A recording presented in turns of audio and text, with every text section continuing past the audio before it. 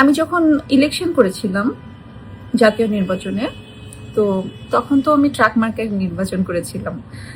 তো সেই সময় ক্যাম্পেইন করার সময় খুব ছোট্ট কিন্তু ভীষণ আবেগঘন একটা সিচুয়েশন আমি ফেস করেছি।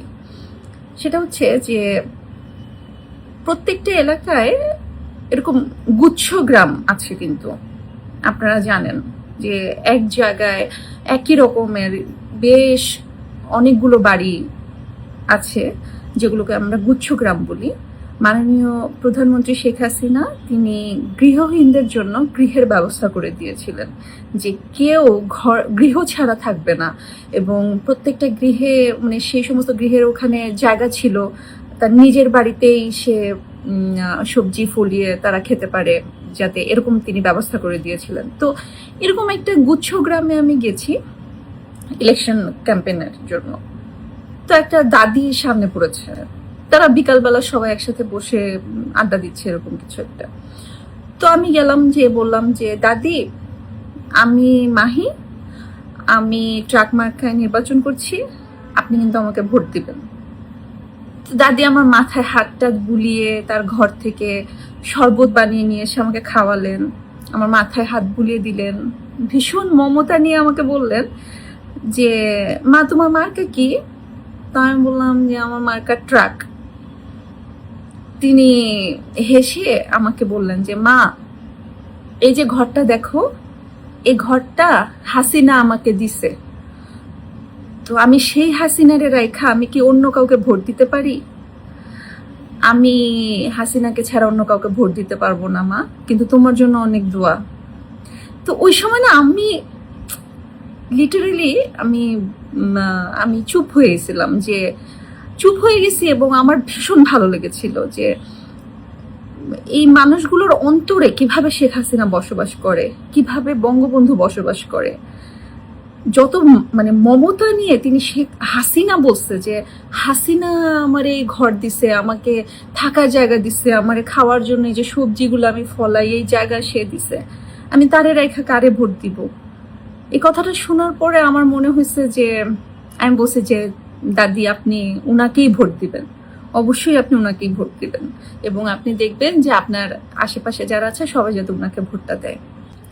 এরকম ভাবেই না বাংলাদেশের প্রত্যেকটা ঘরে ঘরে শেখ হাসিনার বসবাস করে, বঙ্গবন্ধু বসবাস করে, শেখ হাসিনার আদর্শ মমতা বসবাস করে। এই যে আপনারা যারা গুপ্ত আছেন না, এই গুপ্তগুলোর বাসায় যারা মা বোনরা আছে, বয়স্ক যারা আছে, সবাই যে মনের অজান্তে বলে না যে আগেই ভালো ছিলাম, আগে দেশটা নিরাপদ ছিল, সো তারা নিজেরাও জানে না যে তারা শেখ হাসিনাকে সাপোর্ট করে।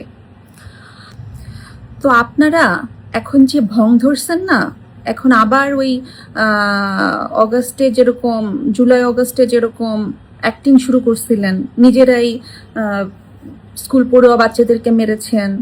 আচ্ছা, ওই যে আবু সাইদ মারা গেছেন, শহীদ হয়েছেন, আবু সাইদের বুক তো এভাবে দাঁড়িয়েছিল, তো আবু সাইদের বুকে যে পুলিশটা গুলি করলো, আপনারা কেউ কি দেখাতে পারছেন তার বুকের মধ্যে গুলি লেগেছে, হালকা একটু ব্লাড পড়েছে? দেখাতে পারছেন? দেখাতে তো পারেন নাই। সে কিভাবে মারা গেল? তো সেই যে ওই সময় অ্যাক্টিং করছেন, নিজেরাই বাচ্চাদের উপরে হামলা করছেন, নিজেরাই ফেসবুকে গুজব ছড়াইছেন, অমুক জায়গায় রেপ হচ্ছে, অমুক জায়গায় হামলা করছে, অমুক জায়গায় এইরকম ঝড় চলে আসছে, এরকম যে অ্যাক্টিং শুরু করছিলেন, তো সেরকম আবার এখন করতেছেন। স্টেজে উঠে বক্তৃতা দিচ্ছেন, সামনে ককটেল ফুটতেছে, নিজেরাই চকলেট বোমা মেরে নিজেদের মানুষকে দিয়ে মারা বলতেছেন যে এখন এগুলো আওয়ামী লীগ করতেছে।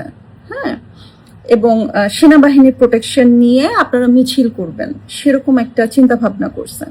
আপনাদেরকে বলে রাখি, যতই ভং ধরে সেনাবাহিনীর প্রোটেকশন নেন না কেন, বাংলাদেশের মানুষ, বাংলাদেশের প্রত্যেকটা খেটে খাওয়া মানুষ আপনাদের বিচার করবে। রাস্তায় নামবেন, রিক্সাওয়ালা ভাইয়ারা ধরে পিটানি দিবে, ঠিক আছে? ওই যে হিন্দিতে একটা কথা আছে না, চুন চুনকে মারুঙ্গা, আপনাদের খবর আছে। মানুষ বাসা থেকে বের হয়ে হয়ে আপনাদের ধরে পিটাবে, সো সাবধান হয়ে যান। সবাই ক্ষেপে আছে আপনাদের উপরে। সময় থাকতে এই সমস্ত অ্যাক্টিং বন্ধ করেন, ভং ধরা বন্ধ করেন, ঠিক আছে? নিজেদের খ্যাতা বালিশ গুছান। আপনাদের জায়গা এই দেশে বেশি দিন নাই। ভালো থাকবেন।